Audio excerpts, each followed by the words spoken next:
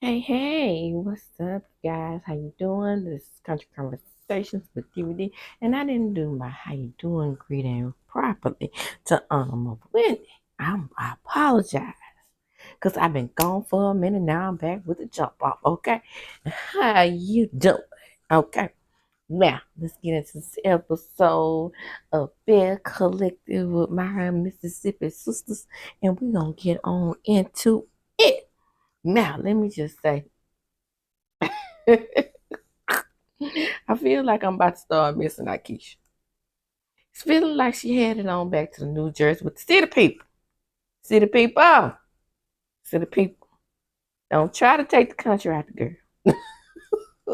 Because what is she going to do in New Jersey? How's she going to get her pig ear sandwiches? People. Anyway.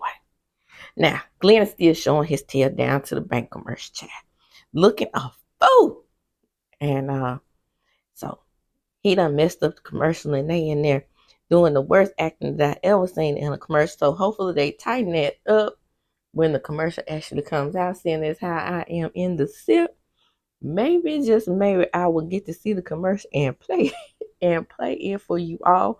Now, I lived in Jackson, like I said, and I don't recall any black owned banks. However, I do remember that black people owned a credit union there. So, because I was a member of that credit union when I went to the Anderson United Methodist Church.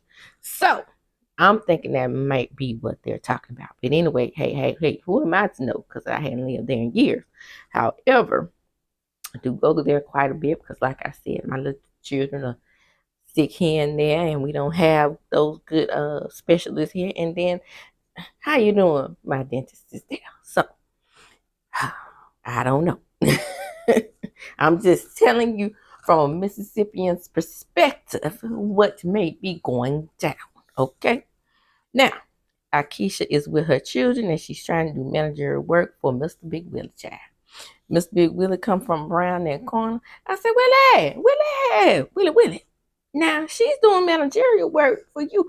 What was you doing when you came from around that corner? Because you came from around the corner. Yeah, I said corner because these are country conversation.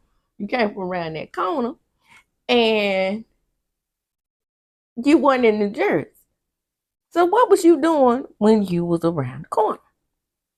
So she talks about how she's, out of sorts with herself, and the kids are basically getting on her nerves because that's what we say in the SIP. And she was just being TV friendly. The children were getting on her nerves, and I can say that because I am a single mother. Mother of the year, shout out to me for being parent of the year, even though my children are rambunctiously uh, enterprising. Shout out to Letitia. So anyway, they doing she doing his managerial work. She trying to get things organized, and the only thing that he can think of to help her at this point is to go back to Jersey.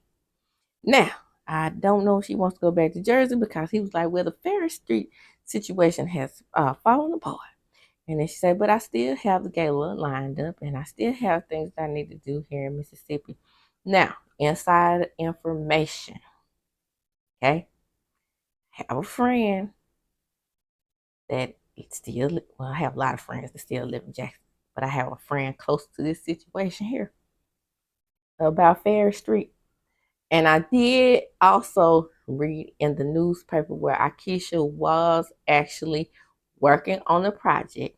She is correct. She did not lie, people. She did not lie. She was trying to get some things done down to the Ferry Street. It's true. Her proposal was denied. And my thinking, I'm just keeping it 110 and not 115. I'm thinking because, like I said, when I lived there, they were trying to revitalize Fair Street. When I tell you that whole district in that area has so much historical meaning, especially Fair Street, because Fair Street was more like the centralized hub. I'm thinking that a lot of these proposals are being blocked because gentrification is in the works. I'm just keeping it 100. I don't know that for a fact. That is my opinion. Okay, so now Willie is trying to convince her to get back to the Joycey because that's what he wants to be. Now Willie. Now you trying to convince her to go back to the Jersey, but then you throw out this little dig at her about eating those good Chick-fil-A sandwiches. Well, it's good Chick-fil-A sandwiches down to the Joycey as well. Okay, Chick-fil-A is nationwide. It ain't just down to the Jackson. Now Jackson may put an extra judge on it. You know, them extra seasoning, extra spices that y'all don't get down there to the Jersey. But yeah, okay. Then I felt some kind of little twinge of disappointment when Big Willie said that because I was like, now you know you be eating them Chick-fil-A sandwiches with her. You know you do. And then he mocks her, micromanaging. And that was cute until he said that about Chick-fil-A. Anyway. So next, we got Marie and Essie. Essie is revitalizing her parents' home. Now, let me just say this, honey. When I moved back to Louisville from the Good Jackson, I also, moved into my parents' home, and I had been doing work on the home while I was here. I moved back in with my parents, and ain't nobody ashamed. Ain't nobody shame. Nobody's gonna shame me into being adult and living with my parents. It's just not our thing. And my mother always told me I had a home wherever she had a home. So it is what it is. Now, mind you, there were times when I tried to get an apartment, but in this little tiny town that I live in, it was very difficult for me being a single person with no kids to get an apartment. That's neither here nor there. She moved into a childhood home. I did indeed inherit the home just she did. And baby, when I tell you, even though I inherited the home, I still had plenty, plenty of work to do on it. Just let me know that let me tell you, I have just gotten to the point where it's just okay. Now Essie with the messy is probably has more money than I do and probably has more money to sink into it, but it is very hard. I understand. I feel your pain. But here go Marie being self. I don't want her to move. I don't want her to move back to her parents' home. And now her parents' home is where Letitia is originally from. Just throw in some history there. She is moving to the good Pila Hatchie. And then they get to talking about Marie's mama, who's addicted to drugs. Now, Marie tells her she don't want to give up on her mama. She loves her mama, but her mama is in a bad way. And then Essie say, I understand. I know you don't want to give up on your mom. We don't want to give up on our parents. Because Essie look like she's about to cry in this moment because she's always got Lula's back. No matter what Lula does, whenever Marie Monroe is trying to, get some backbone about herself and give her mom over to the streets, Essie with the message will not let her do that. And then she says, but I got to tell you something. Girl, my mama went into my room and after she had her bleeding issues and she got that under control, she went right back to the streets. Took my mink coat and sold it for $30. I said, woo, not $30. For a real mink? What kind of people did she pawn that off to? Because shoot, for my little 20-inch TV, it was good and colored and, smart. I got at least, get at least about a good 75, 80. I don't think she took that down to no real pawn shop. But then again, inflation is up. Times are hard. Pawn shop may not be pawning like it used to. Oh, next. In the next scene, moving on from there, we have that good Latrice. Latrice down to her warehouse, honey, and nothing is done. Now, shout out to brother Latrice having on his good Jackson State representing all his good glory and his J State hat and shirt. That was mighty cute. I think I have that same outfit there. But brother looked like he was doing anywhere. Now, I don't know if that was for the camera or what. But anyway, she said, apparently it wasn't for the camera because she said she got to get Cliff back and oh, here we go. Cliff said, that's me mocking Cliff because I don't understand what he's saying, honey. Yes, I am from the South, but still, I mean, I cannot speak Cliff. Okay, just because we're from the South and just because we're from the South, that does not mean we can speak Cliff. And so Cliff's like, and then she said, well, I think I want chandeliers in my warehouse. What could we do with this chandelier? That's all I understood.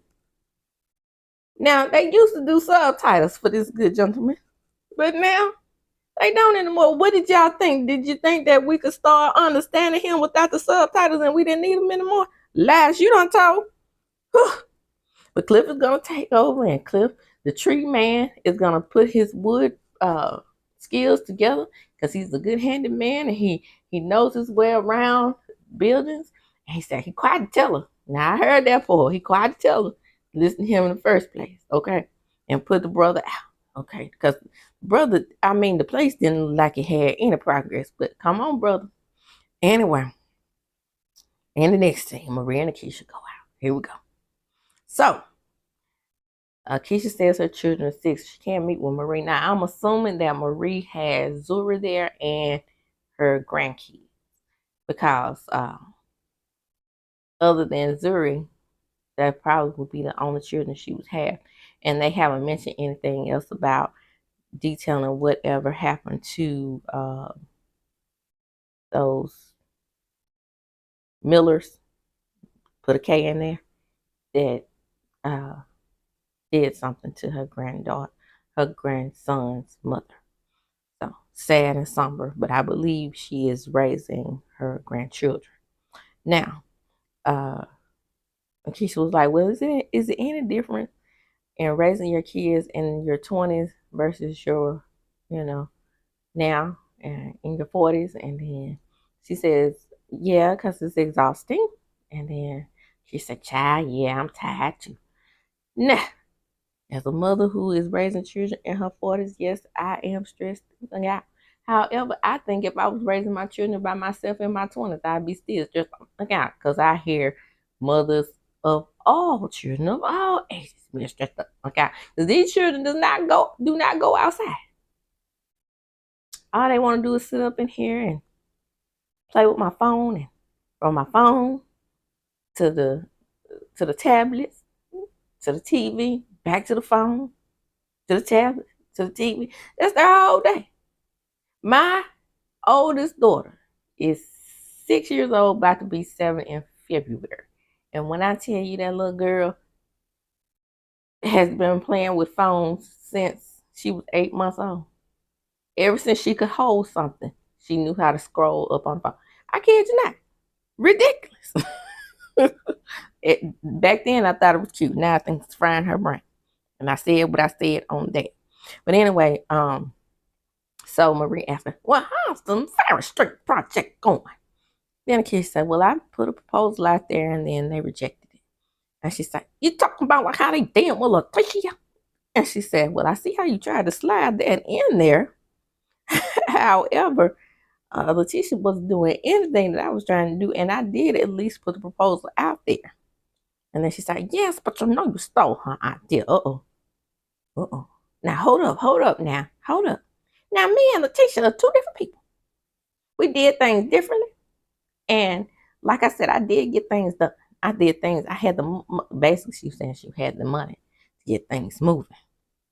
And Marie sends her children out because they about to get the brawling. I bet you that scene lasted a good another 10 minutes that they didn't film. I mean, that they didn't put on the screen. But Aikisha was right and Marie was right. I'm moonwalking myself smooth out of that conversation. Because I don't know if Aikisha, because she wasn't the one on TV, I don't know if she was coming up with that proposal prior to seeing Letitia on TV or not. But again, if she is thinking about moving to Jersey full time, I would hate it because I have come to love her on the show. And that's just the facts on that. Moving right along. Aikisha And so Gucci me for a Zumba class, and boy, that doggone Gucci ready. Gucci fine, ain't she? Say what you want to say about Gucci, but she look good in her clothes. Okay, I said what I said, and she just popping it like it. And even in her waist trainer, that poor Aikisha just ain't got it. And they talk about the proposal as well. And then she said, well, the building that I had picked out or whatever, because they had rejected me having the whole block, they decided to give me one building, and the building burned down. Now they did show the picture of the building burning down. And again, a lot of people don't believe Aikisha. I do believe her. Um, like I said, a lot of these local papers were showing what she was getting done. Now, for all those people who don't think So Gucci is selling homes, maybe she was putting that in her reels or whatever, and maybe they was met on the cutting room floor because she's selling homes. Okay, now she's also being featured on magazine covers locally, so I think we better stop saying she's not selling any homes. And here we go with the coup de grace, the last scene of the episode. Marie and Letitia go out drinking. Girl, Letitia having their bodysuit, their body hugging cat suit, and she thought she was about to do something. Baby. They go out to eat, and that next thing you know, they're getting the drinks, and when they get the drinks and the food, and they getting ready to do girl talk and do what girls do when we go out to drink, here come Glenn. Glenn in his motorboat suit. Yeah, I know it's really a tugboat suit, but I'm gonna call it a motorboat suit because he look like a motorboat suit. And she's like, what you doing here? I thought you had to go back out to the boat. And he was like, well, I decided I was going to stop by here before I went back out to the boat. And here we go. You right here with Marie. Then him and Marie go back for, what are you doing, Glenn Dale? Are you stalking her? And he said, I don't have to stalk her. This is my wife. And then she was like, your wife, but you definitely stalking her because how did you know we were here? Well, you couldn't explain, no. Glenn, oh my goodness. I hope this is not what's going on, but I'm getting the feeling that he's being tipped off by production. It really looks like to me he's being tipped off by production. Because I think on those call sheets, they do have to let them know when they have things planned, whether it be with the girlfriends or not. But anyway, that's neither here nor there. Maria and him get into it, and then she's like, well, you know what? Finally, because he told her to leave. She's like, I'm not going anywhere. And then finally, she just said, fuck it. And she decides to leave. And then she told her, next time, you want to go out with me? Turn off your life 360, and I'm about to leave. And she chunks up the deuces. Um, he tells her, don't forget your batteries. What did that mean? You know what that meant. Glenn is trying to imply that Letitia and Marie are doing the do, having the relations, because he's assuming that Issa and Marie are having the relations. He's trying to throw out there that Marie may be flirting with his old lady. I don't think that is the case. I think she's strictly icky. However, if we're gonna go with this narrative, let's roll with it. That doggone Letitia, he gets he gets ready to go. She banging on his car and acting real. You don't tell me what to do. You don't get to tell me who to go with and this, that, and third. And they acting real hood right now. So we'll see where it goes from there, because that is the end of that episode. Thank you, Tom. Thank you for coming back to my channel. This is Country Conversation with DVD. And as I do when I close, I'm going to chunk them up. Deuces. Come on in. Come on in. Let's get the likes up. And especially let's get the likes up on this show. Because, again, these are my Mississippi home girls.